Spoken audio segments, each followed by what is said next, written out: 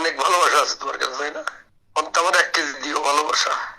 আমার মাথায় আসতেছে না, তোমার মতন এত বড় একটা সুন্দরী মেয়ে, ওর ওর তার সইছে কেমনে? কি দরকার তোমার, তাই বলো।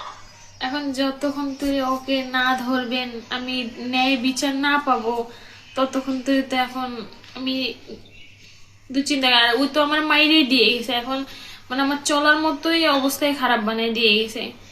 এখন আমার মাসে সারা আমার কিস্তি হচ্ছে, আমার বেতন হচ্ছে 15,000 টাকা।